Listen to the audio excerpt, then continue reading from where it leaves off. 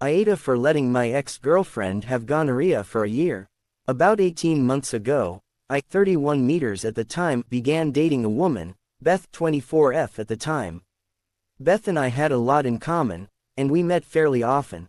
I've always taken my sexual health very seriously, and early in our relationship, I insisted that we both get full STI panels done.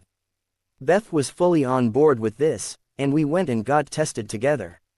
We were able to show each other clean tests, and since Beth was on the pill, our intercourse was unprotected. About 5 months into our relationship, Beth went on a 3-week vacation to France. She came home talking about how she had a wonderful time, showing me pictures and sharing stories. On our first night back, having gone 3 weeks without sex, we naturally had sex a few times. 2 days later, I experienced extreme pain during urination and discharge from my penis. I honestly had no idea what was going on, so I went to a urologist who immediately told me that I must have a bacterial infection. He asked if I had been exposed to any STIs, to which I responded no. He then said, as a precautionary measure, he would give me preemptive treatment for bacterial STIs while waiting for my lab results. A few days later, my lab results came back. By that time, my symptoms had entirely disappeared. I went to the doctor's office, and he explained that I had gonorrhea. I was stunned because Beth was my only partner, which meant one thing: she had cheated on me, probably in Europe. At this point, I ghosted Beth. I blocked her on all social media and blocked her phone number. I assumed she tried to reach out in some way, but she never came to my house to see me. I figured that was the end of it and lived my life as normal for the next year. Well, yesterday, I got a visit at my front door. It was Beth. She broke down, telling me that she had exposed me to an STI and that if I hadn't already, I should get tested. I explained that I already knew, and that's why I ghosted her. Beth was stunned for a second, and then shrieked at me, "Why the fuck didn't you tell me?" Apparently, having gonorrhea for a year wreaked havoc on her reproductive system. She may be completely infertile now. She always wanted to have children. I'm conflicted now about whether what I did was assholish. At the time, I was so depressed that I just couldn't bring myself to talk to her about it. Story 2. AITA for going no contact with my family after they expected me to get back with my ex and help her raise her affair baby.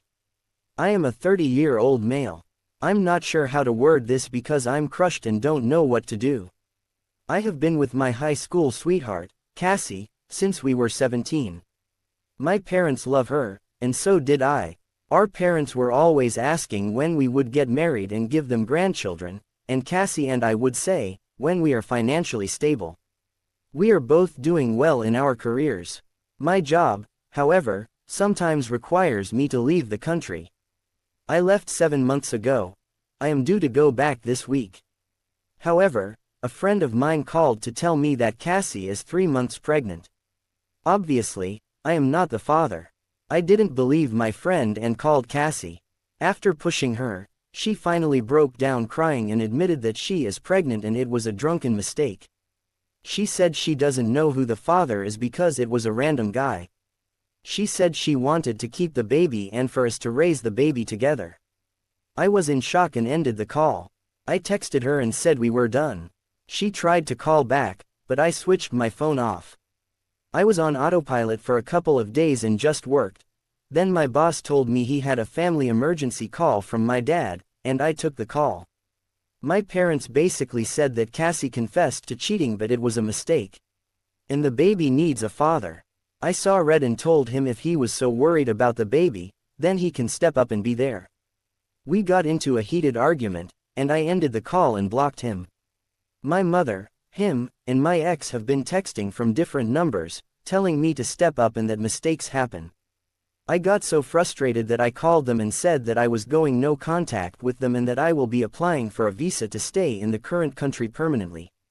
I heard my mother and ex start crying before I hung up. It's been a week now, and I've had time to think about what happened and wonder. AITA. Story 3. AITA for breaking up with my girlfriend over her selfishness. So, I 27M recently broke up with my girlfriend, 25F, and I'm starting to wonder if I went too far. Here's the backstory. About a month ago, I suggested she try a crazy parlay bet combining basketball, NHL, and cricket games. It was just for fun, but she actually went for it. We even split the initial bet money 50-50. And she freaking won. Like, she hit the jackpot and won a ton of money. I was pumped for her, honestly, because it was a wild bet and it paid off big time. Now, here's where things get tricky. When she won, I was thinking she'd at least share some of the winnings with me since I was the one who suggested the bet and even pitched in half the money. I didn't expect half or anything, but a nice gesture would have been cool. Instead, she didn't offer me anything. Not even a thank you dinner or a small cut. Nada. I was a little surprised but figured she'd come around. Weeks went by, and still nothing.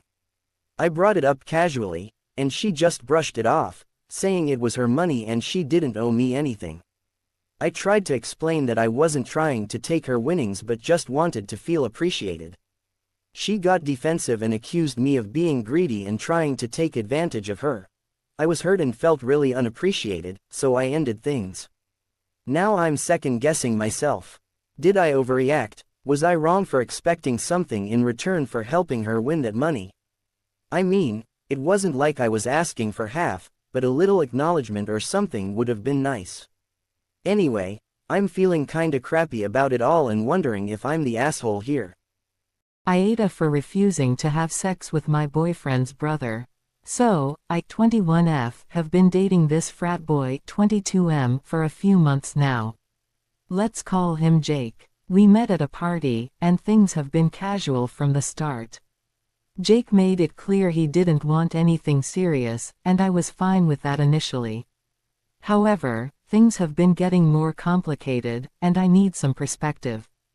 Jake refuses to commit and has told me multiple times that he doesn't want to be my boyfriend. He only refers to me as his best hookup, which stings every time. To add to the mess, he lives in a frat house with his frat bros, and let me tell you, that place is a nightmare. The floors and walls are sticky from who knows what, and it always smells like a mix of sweat, beer, and old pizza. Now, Jake has a younger brother, Mark 20M, who also goes to the same school. Mark is the complete opposite of Jake. He's nerdy, shy, and kind of awkward, but overall a decent guy.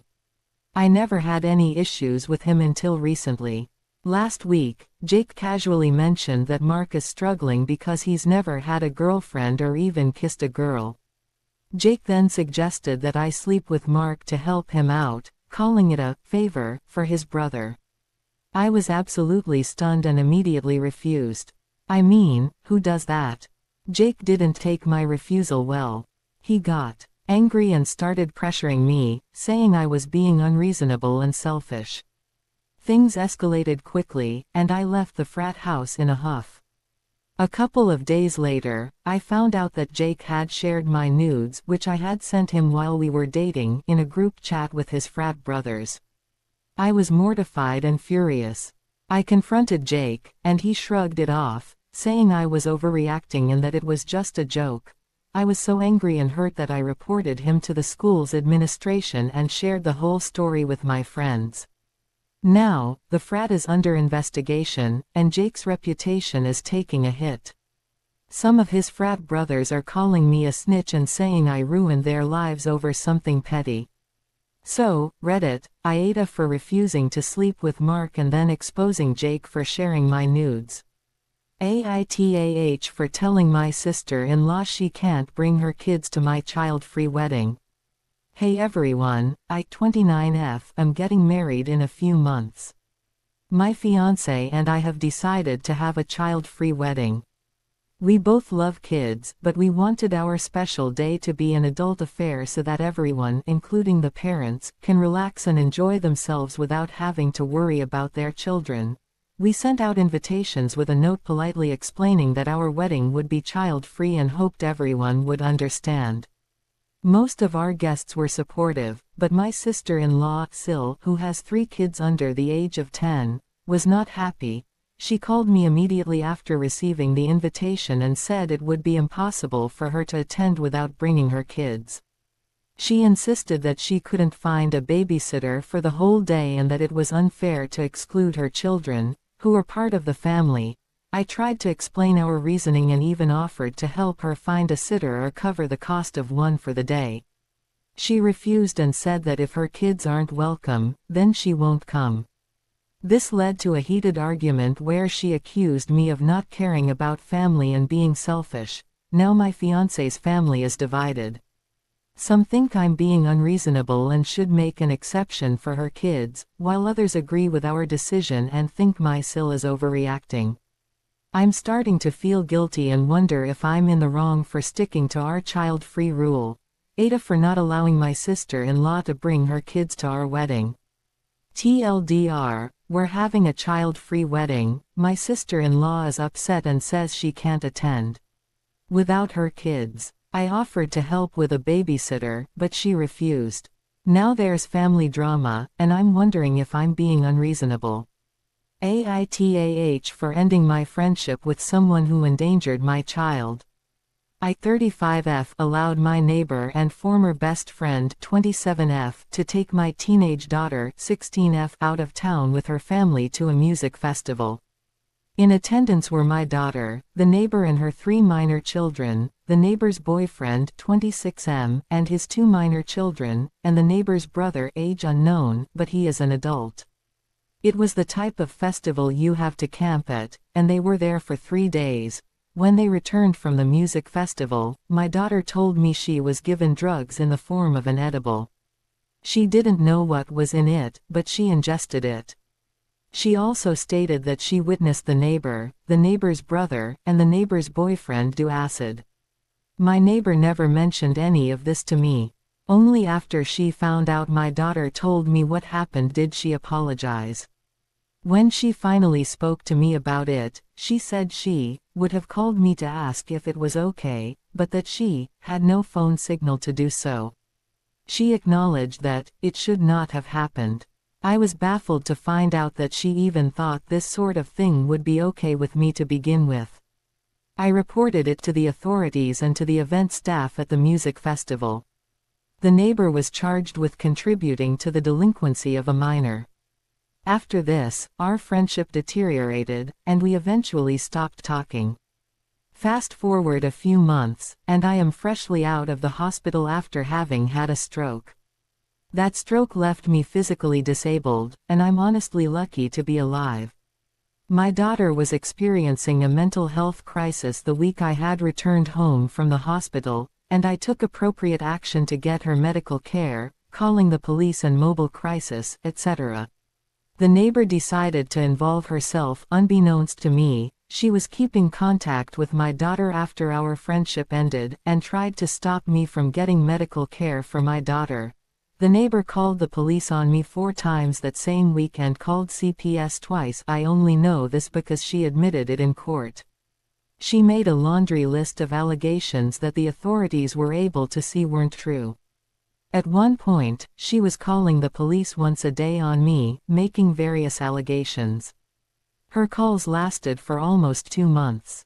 One day, she told the police I was in my downstairs apartment making threats of harm against her while I was actually 5 hours away, out of town. Even after being told by the police to stop calling them for nonsensical reasons, she kept calling. Since then, she has become a nuisance in general. She even went as far as filing for an order of protection, which was dropped by the courts after she gave her testimony. At that hearing, she attempted to weaponize traumatic events that happened to me in the past that I had confided in her about while we were friends. She also stated out loud that she was the one who called CPS. She's contacted mutual friends, asking them to screenshot my social media posts, which was alarming because I haven't said anything about her or the situation to anyone. I had to explain to people what was happening after they questioned me about her claims. She's trying to convince others that I am crazy or somehow acted inappropriately for being upset about her actions. Now I'm in my head about it. To date, I haven't been charged with anything. She has. The CPS cases she had a hand in opening are closed. I am considering filing a civil suit after the criminal charges are adjudicated. I need to know if I'm the AH. Should I not have done anything? I feel like I did the appropriate thing to protect my daughter. AITAH for letting my ex's mum into my book club and making his fiancé feel dummy. 28F dated Jim 29M, fake name, when I was 24. We separated when I was 25, and I haven't talked to him much since then. However, I still sometimes speak to his parents, especially his mum, whom I have even introduced to my Phil as they both love gardening. I've been running a small book club since my university days, with just a couple of lovely women. We gather in my home library and talk about books on witchy or historical fiction. We also talk about gardening and old folk tales, and I consider it a very fulfilling hobby. Jim's mum, let's call her Amy, asked me last month if she could join my book club. My Phil had mentioned it to her when they were chatting at the nursery, and she thought it sounded great. I said yes, and I didn't think Jim would mind. Also, it wasn't his business. Amy then joined one session and gushed about it to her husband, who mentioned it to Jim. Now, the problem started there. I later learned that Jim's parents are not fond of his fiancée Beatrice, 30F. Jim's dad thinks Beatrice has nothing in common with their family. The three of them are huge readers, and thinks that Beatrice is shallow, as she works with makeup and clothes. She is a boutique buyer. The reason I interacted less with Jim and his parents after our breakup is that Jim dumped me for Beatrice, and even though I am married and they are somewhat friends with my Phil, Jim's parents think Beatrice is not right for their intellectual son. Apparently, at some family dinner, Jim's parents kept on speaking over Beatrice and mentioning how well I had been doing. Amy had been talking about what books the book club had recommended, and I guess Jim's dad made a comment on how he wished he had a daughter to talk about books to. That had hurt Beatrice. Jim later called me and told me about all of this, and that me letting his mum into my club has only given his parents more ammo to hurt Beatrice. I apologized, as I knew none of this. I later asked Amy to not talk about anything book club related outside. I made up a lie about how we pretend to be a coven and can't discuss these things with the outside world, even though it felt awkward and childish. I thought that would be it. Except, Beatrice and one of her friends have made scathing posts on Facebook and Instagram, even tagging my Phil in one of them, about how snobbish and mean-minded, bookish, women try to take other women's men because they can only read and act smart. Jim then again called me and said that Jim's mum had started a huge fight over it and had taken back the jewelry she had given to Beatrice for the wedding. I was a bit shocked, as I rarely spoke to Jim after our breakup and only interacted with his parents when I ran into them. We live in a small town. But he sounded and acted like I was the reason his family was going through a spat. My husband and Phil are saying that Beatrice was lucky that I didn't think of retaliating and that I was not in the wrong. But I am starting to feel guilty and I need a second opinion. AITA. Edit. Many people are asking, so yes, Jim did sort of cheat on me with Beatrice. He admitted to having an emotional affair with Beatrice and dumped me. I later heard that his parents did not take it well. Karma is hitting my sister's life hard, and I'm enjoying every minute of it. Oh boy, this story is a long one, so grab your popcorn and let's go. I'm the youngest out of 3 girls. I have one older sister, Willa, and one step-sister, Farah, who are the same age. I'm 2 years younger than both of them. To put it in simpler terms, Willa is an insecure pick-me bitch. The woman can't hold a simple conversation without bringing up a man or insulting a woman. That's basically her entire personality. To be a bit more fair, she gets it from our mother. Growing up, everything was a competition even if I didn't want it to be. And it was always centered around boys. If I wanted to play soccer and there was a guy on my team that I liked, Willa would suddenly be interested in soccer. If I baked cookies for a bake sale, Willa would have to bake something too because she wanted to be the more domestic one of the family. She even had this little box of her secret recipes and protected it with her life, even though no one wanted to touch that thing because her food tasted like dog doo-doo. It's also worth mentioning that Willa cannot be single for more than a couple of weeks. Her entire life, she's been in and out of relationships. She likes to brag that she's the one who eventually lets them go and that none of them have ever cheated on her, but I'll tell you right now, that's not true at all. When I got older, Willa would always flirt with my boyfriends and had even gone as far as to sleep with one of them. Of course, my mother defended her like crazy, saying that if I had been more ladylike, they wouldn't have cheated on me with Willa, who is a prime example of what a woman should be.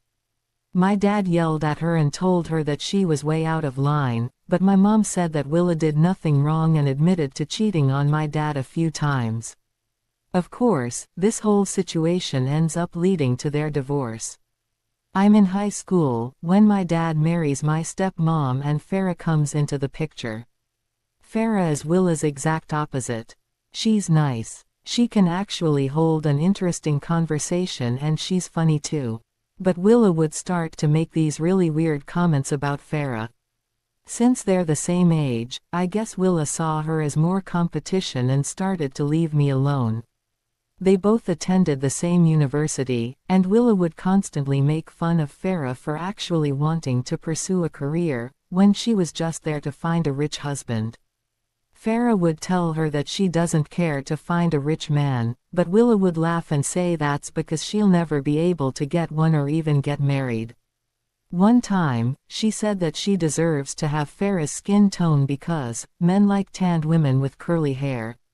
Farah is East African. She'd also project her insecurities and would say things to Farah like how she'd make a terrible mom, and she's so worried for her future kids, even though every child I've ever met loves her and hates Willa. Farah is a pretty patient person, but even she's blown up at Willa a few times for her actions, but Willa just starts playing victim and starts crying.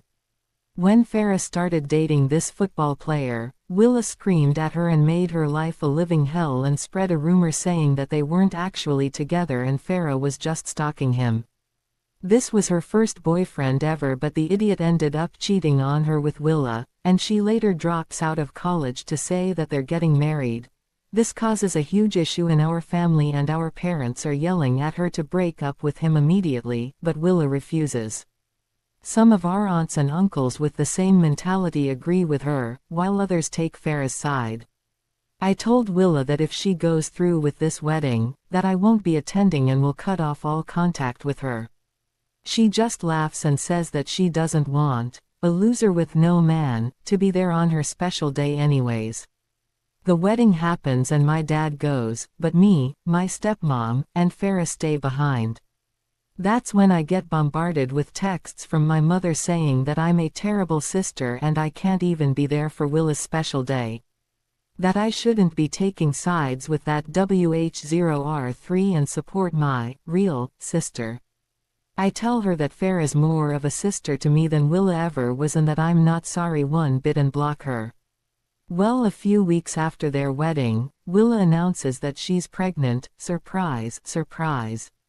At this point, our family has given her a little bit of sympathy and we decide to be at least cordial with her. Except, her entire pregnancy consists of her saying things like, "It better be a boy," and, "This baby is so lucky to have me as his mom." During her baby shower, she stands up to make a toast about how she's so thankful that she doesn't have to work unlike some people, because she has a rich football player husband, and turns to Farah and says, "Good thing I have my husband, right sis?" With a huge smirk on her face. Well, shit hits the fan the day she goes into labor and the doctor tells her that she has this hormonal imbalance that's going to make it near impossible for her to have any more kids. When my dad and I go over to help with household chores or to drop off food, she'll yell at us about how her husband is always comparing her meals to Farah's and that hers tasted better. I actually laughed at this and she blew up in my face for being insensitive, but I told her that wasn't very ladylike of her. She also complains about how her husband never helps out with household chores, even though she's the one who would always say that it's a woman's job to do those things. Things get worse when her husband is injured during a game and is forced to retire early. Willa is practically begging us for money because her husband has spent the majority of their savings on strip clubs and drinking, and now they've had to move into a smaller apartment and can barely afford Wi-Fi. At this point, Farah feels bad because there's a baby in the picture and she decides to financially support them, but only for things that are necessities or related to my nephew. Eventually, I start seeing this amazing guy and we get married. He's so sweet and the best thing that's ever happened to me. He even got me my current job. The day of our wedding, I invited Willa her for the sake of letting bygones be bygones. You'd think that she'd learn from this and stop her shenanigans, right? Wrong. She's still running her mouth about our family and saying that we abandoned her. Anyways, fast forward a few years and I'm at work, when our CEO comes in one day and starts mentioning how we're going to start doing team building activities to build a more friendly work environment. Farah runs a pretty successful art business, so I suggest that we do a pottery class day and she can lead. He thinks it a great idea and it's set. Except the day of the event, I notice that Aaron, that's our CEO, is acting a little funny. He's constantly dropping his clay, asking questions that have very obvious answers, when this man is one of the smartest guys I know, and is constantly blushing anytime Farah even looks in his direction. After the workshop was over, he pulls me aside and asks me if Farah is single. He might as well have told me that he was doubling my pay because I scream yes at him and set the two of them up. I might have done this mainly because I wanted to rub it in Willa's face that Farah is dating a millionaire, but a good deed is a good deed. They date for about 5 months before he proposes, and when I tell you Willa went berserk, she went berserk. I kid you not, the day of Farah's wedding, she showed up in a white dress to upstage her, but Farah is East African and in her home country the bridal wear is a red and gold dress. Willa completely lost it that she wasn't the center of attention, and started, accidentally, knocking food over and trays and had to be escorted out. When I stepped outside the venue to check on her, she was screaming and crying, saying that she deserved to be married to a rich man and she's going to steal him away from her, but I told her to keep dreaming because Aaron is head over heels obsessed with my sister. That if she wasn't such a terrible human being, maybe then she could have a happy marriage and life as well. She yells at me that I have no idea what it's like to be in her shoes and I have no idea what it's like to be a mother. I'm 3 months pregnant at this point, but didn't want to announce it just yet, because I wanted Farah to have her special day. Anyways, I tell Willa she's right, being a wife and mother is really hard. That's when I give it to her and say, good thing we have our husbands, right sis? AITA for accidentally raising my voice at my wife and throwing away her dishes and clothes because she won't wash them, just buy new ones. I, 28M, have been married to my wife, 30F, for 2 years now, together for 5. We were going to start trying for a baby, but that got put on hold and might not happen anymore. My wife and I both work and we make about the same amount and work about the same number of hours. My wife and I originally had a chore system set up where we just rock paper scissored the calendar for our days off. We got a pretty fair cut, I want to say, but she did get more dishes days. I got more, if not all, the laundry. My wife hates washing dishes. She hates it with such a passion that she sometimes just shuts down and cries when she sees them in the sink. Before, when I caught her crying, I immediately went to help her, switch chores for the day, calm her down, and then it was fine. But because I was doing this, I noticed that she was crying on purpose, so I washed the dishes. I knew she was faking it because the second I took over, her tears stopped and she'd go do something fun that she liked without a care in the world, laughing and smiling. No wind down like before. Because of this, we changed our dishes to, whoever makes the dish washes it, like children, with the exception of cooking. Whoever cooked doesn't have to wash the pots and pans because they put all the work in for dinner. This was also her suggestion, which I was more than okay with. This was working out for a little while until I noticed that my wife made a lot more dishes than me and just didn't want to wash them. I asked her when she planned on washing dishes after I made dinner at her request, and she blew up on me, telling me to quite literally, fuck off. I did as she said but left the dishes. The next day she asked me why the dishes weren't done, and I told her because she didn't do them. This started a fight and I washed them, but I was unhappy. I do most, if not all, of the laundry because she just won't anymore, and I refuse to wear dirty clothes. The only thing she has to do with the laundry is put it in the basket. That's it. We have a basket for darks, colors, and whites. She insists on her own basket for underwear and whatnot, so that's its own thing and I handwash it. She's been not putting her clothes in the basket. At first, I picked up all of her clothes and washed them because it was no big deal, but when I watched her take her clothes off and just leave them on the floor because I always pick it up, I chose to leave her clothes there. She asked me why her clothes weren't done. I said because she didn't put them away, and she blew up on me. Same story. Recently, this all came to a head with all the fighting. My wife has been getting lazier and lazier to push back because of our fights, and at first, I was doing all of her chores on top of working, but I had a little moment of, why am I even doing this? And just stopped. The dishes piled, her clothes were dirty, crumbs were everywhere on her days. On my days, everything was spick and span. She decided that she's going to just start buying more dishes and clothes to combat not doing her part. I cannot tell you how frustrated this made me. She was buying plastic spoons and forks, paper plates, Walmart t-shirts, and whatever other cheap alternative to the nice ones she has at home. I just decided to start tossing them. When she noticed that I was tossing her cheap alternatives, she blew up at me again, and for the first time since we've been together, I raised my voice. My voice is deep and I'm a big man, so this scared her, which I regretted. I immediately lowered my tone and told her that she just isn't doing her part and that she's wasting money buying useless things when all she has to do is just clean up after herself and put clothes in a basket. She cried, and despite how many times I apologized, she told me that she doesn't feel safe with me and that maybe we're better off divorcing. This shattered me. She's been cold with me, sleeping on the couch, and playing domestic violence signs videos out loud.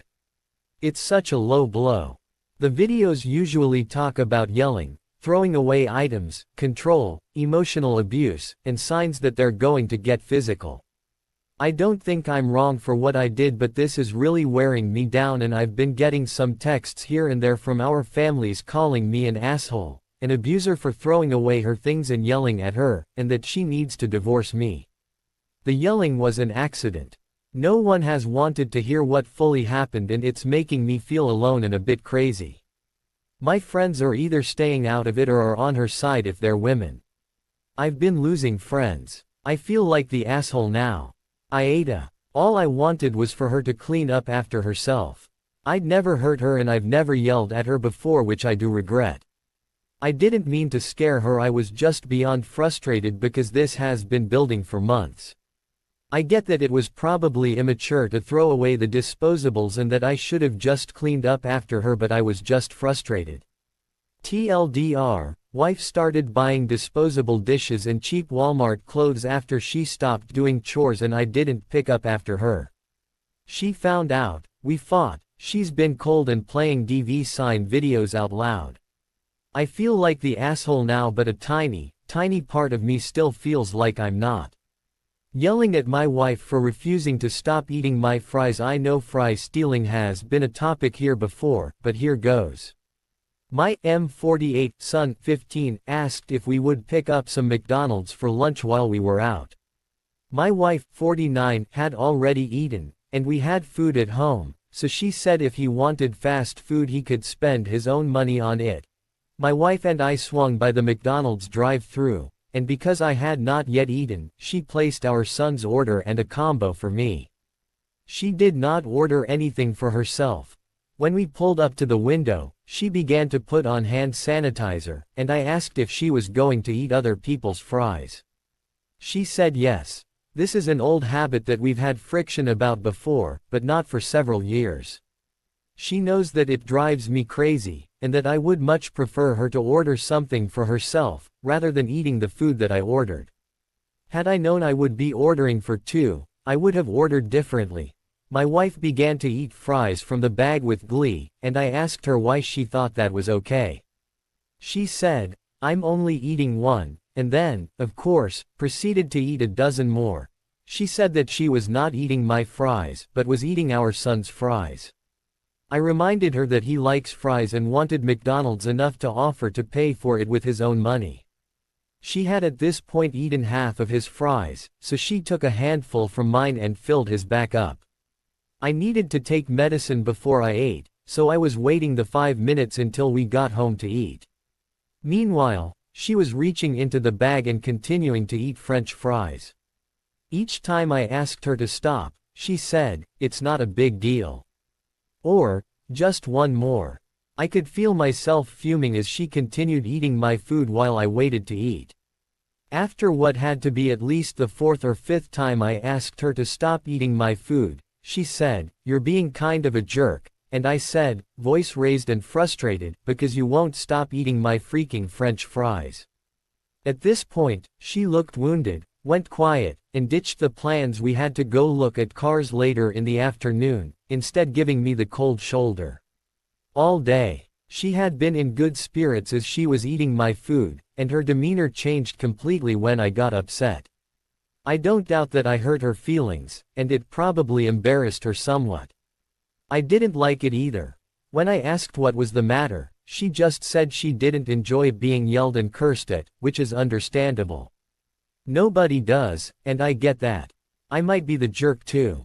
I also know that she ignored multiple requests to stop eating my lunch until I raised my voice, at which point she stopped. She's still mad at my treatment of her, and I could hear her talking to a girlfriend on the phone about it last night after some wine, and over McDonald's fries. Can you believe it? She slept on the couch last night and is gone all day today to get out of the house. She texted me this morning that she was able to share her leftover pizza with me a couple of days ago without making me feel little or like less of a person. I told her that situation was different because I only ate her shared leftovers after she offered, which is different than her eating my food before I do, after I asked her repeatedly to stop. She says that she is never cooking for me again, and that she will only be making food for herself and our son from now on. So TLDR, I yelled at my wife and cursed when she wouldn't stop eating my fries after being asked repeatedly. I might be the jerk. Let me know. Edit.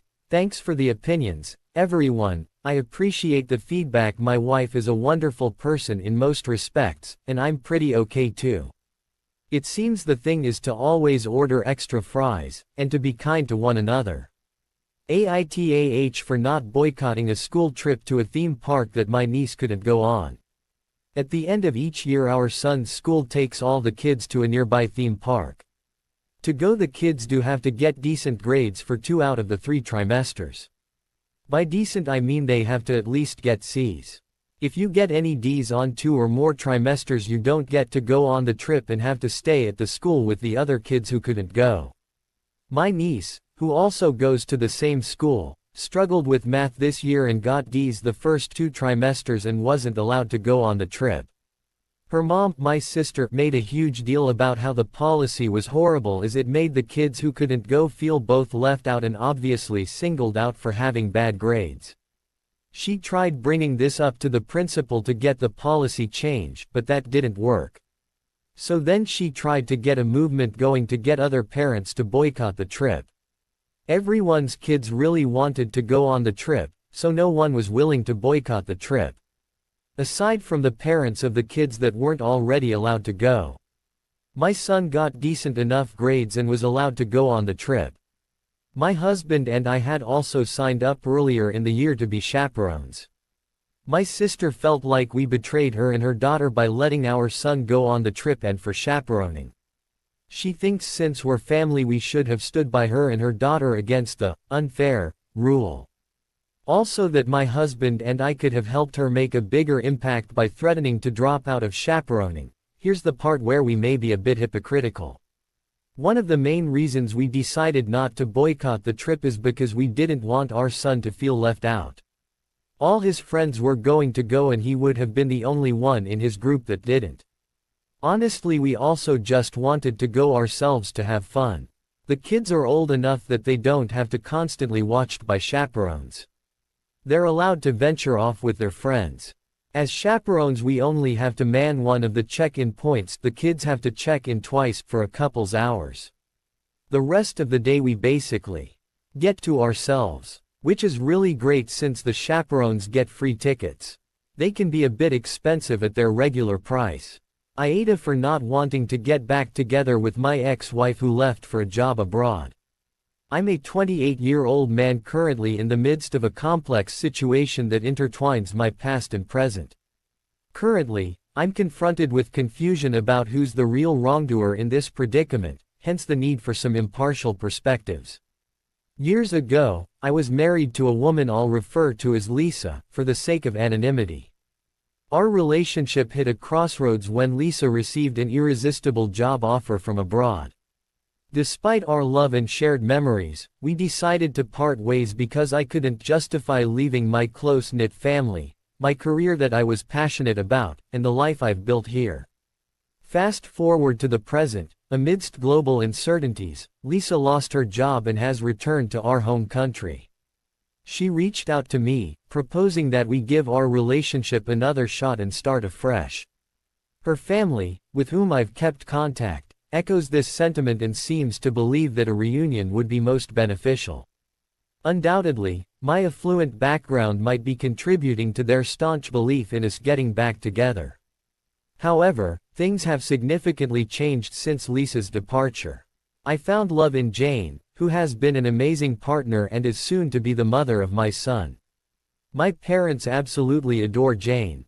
Also, I've been thinking about further solidifying our relationship with a proposal. To clarify, I have no intention of leaving Jane and disrupting the tranquil life we're about to establish together. However, upon refusing Lisa's proposition, she had a severe emotional breakdown. Lisa's family is now blaming me for her distress and, worryingly, hint that it would be my fault if she harms herself due to her suffering. Some of my friends also hold the opinion that Lisa deserves a second chance, advocating that people can change. This constant guilt-tripping coupled with diverging opinions from friends has thrown me into a storm of confusion, even though I am content with Jane, the woman I deeply love and foresee a future with. So, Reddit, AITA for refusing to get back together with Lisa and causing her distress, despite some friends and her family believing she deserves a second chance, even suggesting her well-being could be at stake. Update. I know it's only been a short while, but some of your comments really hit home. I now realize that what I was doing was not fair to Jane. I should have made it clear to her that if I had to choose between Lisa and her, I would choose her 100 out of 100 times. People also asked why I stayed in contact with Lisa's family. It's because Lisa and I mutually decided to end our relationship. I still loved her on the day our divorce was finalized. It took me 3 years to forget her and move on. Her family also helped. Now, I don't have any feelings for Lisa. I was just worried about her because I don't want her to put her life at stake because of me. I always knew that Lisa's family cared a lot about money and material things, but they were also sweet and helpful at times. However, going through your comments made me realize that Lisa and her family are toxic. I don't want that surrounding Jane or our son. I had a long discussion with Jane and my parents. I don't want to lose Jane and our son. I even ended up proposing in the middle of the conversation, which I know isn't right, but she said yes, which proves she is an angel for giving me this chance. I plan to repeat the proposal again with a nice thoughtful gesture. It's been in the planning stages for a few weeks before this entire debacle. I have decided to block Lisa and her family. My parents have done the same. I've also blocked friends who were really pushing me to give Lisa a second chance. I've given those who weren't as pushy an ultimatum: either accept my decision or be cut out of my life. I just sent a message in a group chat. Some people are trying to reach out, but I've not replied yet. I will give them time until tomorrow and then decide who to cut off. Jane and I are planning to take a vacation before the baby arrives. We just want to get away from all this drama. I have saved up some vacation time at work, and she plans to take an early maternity leave. We're not sure if she can though, but we hope she manages. So, thank you, Reddit, for your suggestions and for knocking some sense into me. AITA for cutting out almost everyone in my life. I, 29M, have recently been having a tough time with life. My job is stressful, barely paying enough to cover the bills. You know, normal life stressors. I have not been handling it well, and my mind has gone to some pretty dark places. I don't have any actual plans to hurt myself, but I have experienced suicidal ideation. For those of you who don't know what that is, it is essentially recurring thoughts of suicide with no real plan to follow through. After trying to dig myself out of that hole and realizing I couldn't do it alone, I opened up to my girlfriend, 28F, of 4 years about these thoughts. Big mistake. My girlfriend panicked. She knew I had no active plans to follow through on my thoughts, but the thought of potentially losing me was apparently too much to handle. After we talked, and at the time I thought it was a good, productive, and helpful conversation, I left to run to the store to get a snack for later. While I was gone, my girlfriend called the police. I returned home to see 2 cop cars in my driveway. They told me they were here to take me to the hospital. She evidently told my parents as well. I later found out they were surprised I was having these thoughts, but if I was, they agreed with the temporary hold. I didn't raise a fuss, but I was not a happy camper. I went along. I was placed on a 3-day hold in a run-down piece of trash psych ward in my county. I was so mad I refused to cooperate. I didn't speak to any of the doctors or nurses, just sat in complete silence for 3 straight days. On the 2nd day, my parents and girlfriend came to visit. I told the nurse I wasn't taking visitors, and they were turned away. It was a shitty experience, one of the worst in my life. Being held in a room with a person who thought they were a literal god and would bash his head into a wall. The food was garbage. I had to take pills, and if I didn't, I was threatened with force. The doctors didn't have any evidence I was actually suicidal, so after 3 days, they had no choice but to release me. My girlfriend and parents were there to pick me up when I was released. They seemed happy to see me and asked all sorts of questions, mostly about how I was feeling. I didn't respond. I walked straight past them and walked home, 3 miles in the rain. When I got home, I told my girlfriend we were done. She had until the end of the week to pack her stuff and get out of my house. I told her I no longer trust or love her and never wanted to see her again. My parents berated me, saying that was too harsh and she was doing what she thought was best. I told them if they wanted to take her side, so be it. I would be done with them too. I blocked their numbers and told them if they stepped foot on my property, I would call the police for trespassing. Oh, and on top of everything else, my insurance wouldn't cover my stay, so I'm now $10,000 even further in the hole. TLDR, my girlfriend had me placed in a psychiatric hold for 3 days because I told her I had thoughts of suicide. After I was released, I dumped her and cut contact with my parents for backing her up. AITA for dumping my girlfriend and cutting off my parents. My parents and sister asked me to cancel my vacation and give her the money for her child custody legal costs. I said no and now they are furious. Background: my older sister did a student exchange program in college and decided to stay in the host country. She met someone, they had a child, now 8, and were planning to marry, but their relationship fell apart before the wedding. My sister wanted to move back to the US with her child. I always believed that a baby with a US citizen parent automatically gained US citizenship, regardless of birthplace. However, Since my sister and her child's father weren't married and she hadn't been in the US for years before the child was born, her child isn't automatically a citizen. For citizenship, the child needs to enter the country legally as an immigrant and be in my sister's physical and legal custody. This is where the problems begin. The child is a citizen of her father's country, and the courts there have sided with him, denying my sister custody and the ability to bring the child to the US.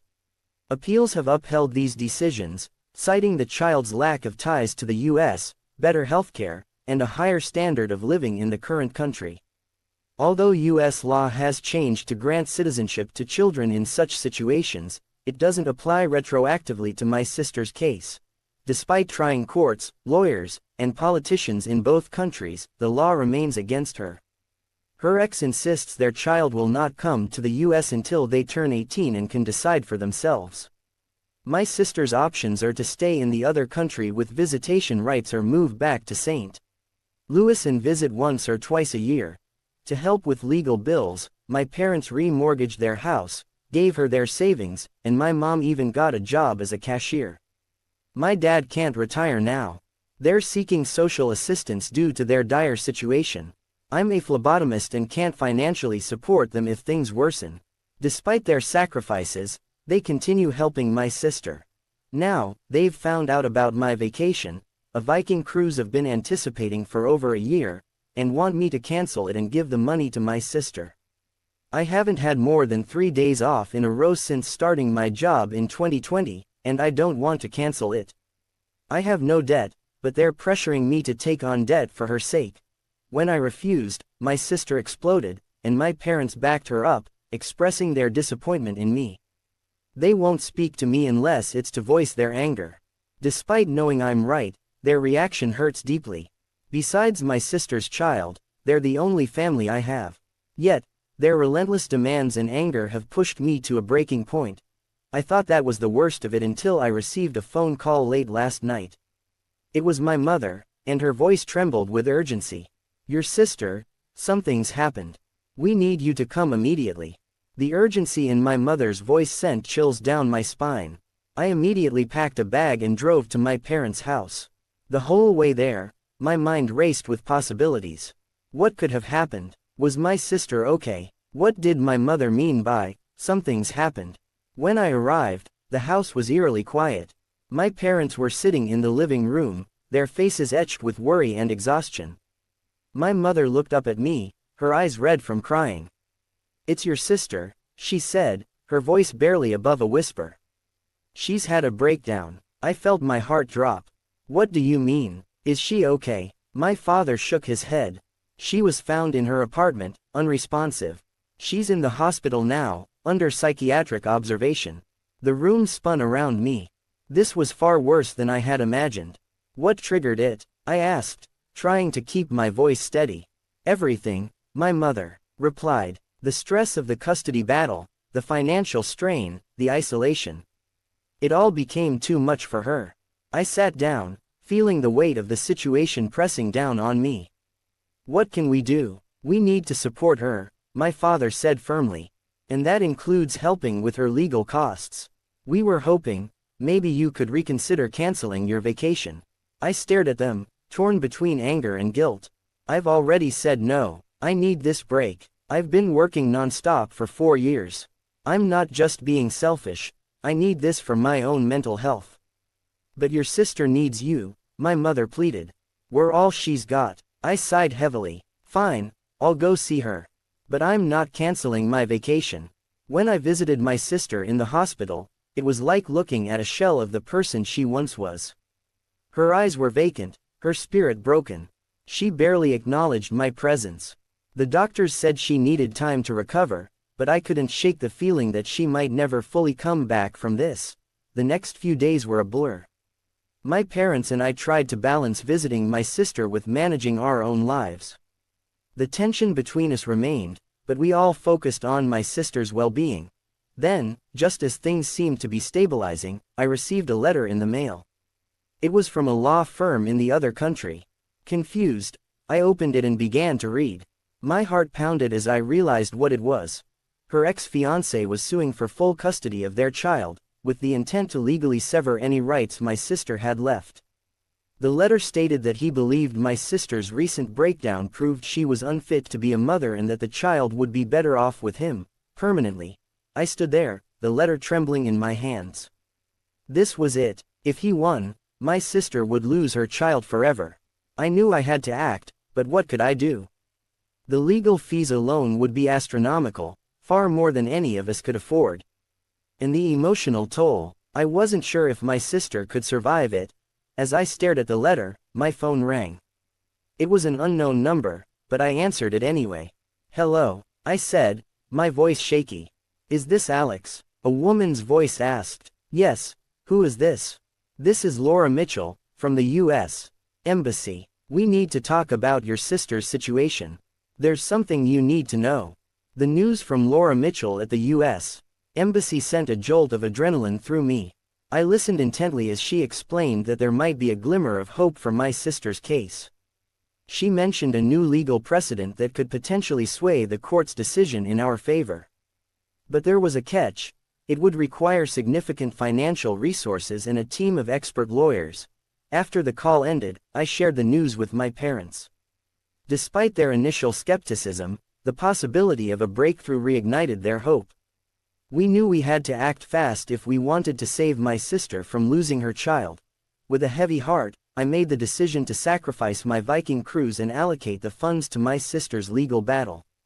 My parents were relieved, but the weight of the decision settled heavily on my shoulders. This was no longer just about a vacation, it was about fighting for my family's future. As we delved deeper into the legal proceedings, it became clear that this would be an uphill battle. The opposing party was relentless, sparing no expense to ensure my sister's defeat. But we refused to back down, rallying support from friends, family, and even strangers who were moved by my sister's plight. Days turned into weeks, and the courtroom became our second home. Each hearing brought new challenges and setbacks, but we remained steadfast in our determination. The fate of my sister's child hung in the balance, and we couldn't afford to lose. Then, just when it seemed like we were gaining ground, a bombshell dropped. The judge overseeing the case announced that a final decision would be made in just 1 week's time. We were running out of options, and the stakes had never been higher. As the deadline loomed closer, tensions reached a boiling point. Emotions ran high, and the weight of uncertainty threatened to crush us. But amidst the chaos, a glimmer of hope emerged, a piece of evidence that could turn the tide in our favor. But would it be enough? Only time would tell. The week leading up to the final court decision was a whirlwind of activity. We were desperate to gather every piece of evidence and every possible witness that could support my sister's case. The piece of evidence that emerged, a testimony from a former colleague of her ex-fiancé, seemed promising, but we had to be sure it would hold up in court. Late one night, as I was reviewing documents with our legal team, my phone rang. It was my mother, her voice filled with a mix of hope and desperation. "Alex, we've found something. You need to come home immediately." I drove to my parents' house, my mind racing with possibilities. When I arrived, they handed me a letter. It was from my sister's ex-fiancé, written years ago, expressing his concerns about being a father and his doubts about their relationship. It was a powerful piece of evidence that contradicted his current claims of being the better parent. The next day in court, our lawyers presented the letter alongside the testimony. The atmosphere was tense, the opposing lawyers scrambling to discredit our evidence. But for the first time in a long while, we felt a glimmer of hope. The judge seemed to take the new evidence seriously, and we could see the cracks forming in the opposition's case. As we waited for the judge's final ruling, the stress took a toll on all of us. My sister was still recovering from her breakdown, but she managed to attend the final hearings, her presence alone a testament to her strength and determination. Our family rallied around her, providing the support she so desperately needed. Finally, the day of the ruling arrived. We sat in the courtroom, holding our breath as the judge delivered the verdict. The room was silent, every eye fixed on the judge as he read through his decision. "The court has reviewed all evidence and testimonies presented. In light of the new evidence, the court finds that a re-evaluation of the custody agreement is warranted. Full custody will not be granted to either party at this time. Instead, a joint custody arrangement will be implemented, with both parents having significant roles in the child's upbringing. A collective sigh of relief washed over us. It wasn't a perfect victory, but it was a step in the right direction. My sister would still be a part of her child's life, and we had successfully prevented her ex from gaining full control. But as we left the courtroom, a man approached us. He was tall, with a serious expression and an air of authority. "Alex, we need to talk," he said, showing me his credentials from the U.S. State Department. "There are larger implications to this case than you realize. Your family might be in danger." The man from the U.S.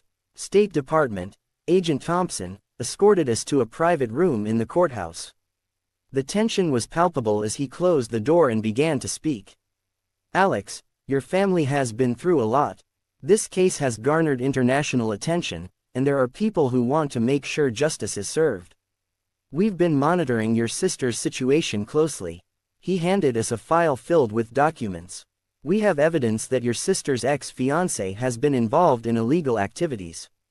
This information could not only help your sister gain full custody but also ensure the safety of your family." We were stunned. As we went through the documents, it became clear that this evidence could turn everything around. Agent Thompson assured us that his team would provide full support in the legal proceedings. The next few weeks were a blur of new court hearings and investigations. With the backing of the State Department, our case grew stronger. The evidence against my sister's ex-fiancé was damning, and his legal team struggled to keep up. Finally, the day of the new ruling arrived. The courtroom was packed, and the air was thick with anticipation. The judge took his seat and began to speak. After reviewing the new evidence and considering the well-being of the child, the court has decided to grant full custody to the mother. Furthermore, the father will be subject to a restraining order and will face legal consequences for his actions. The words hung in the air for a moment before they fully sank in. My sister burst into tears, and we all embraced her. It was the outcome we had been fighting for, and the relief was overwhelming. With the court's decision, my sister and her child were finally free to start a new life in the United States. The process of arranging their move was swift, thanks to the support from Agent Thompson and his team. Within weeks, my sister was reunited with her child, and they moved into a cozy apartment near my parents' house. The transformation in my sister was remarkable. The weight of the legal battle lifted, and she began to regain her strength and happiness. Her child, too, adapted quickly, forming a close bond with our family. The laughter and joy that had been absent for so long filled our lives once more. My parents were overjoyed, and for the first time in years, they could relax and focus on their health and well-being. The financial strain was still present, but we managed to find ways to cope together. My father decided to continue working part-time, not out of necessity but because he enjoyed it. My mother found fulfillment in community activities and part-time work that she loved. As for me, I finally took my much-needed vacation. The Viking cruise was everything I had hoped for and more. It gave me the time to reflect and recharge after years of relentless stress. When I returned, I felt rejuvenated and ready to face whatever challenges lay ahead. Our family became stronger through this ordeal.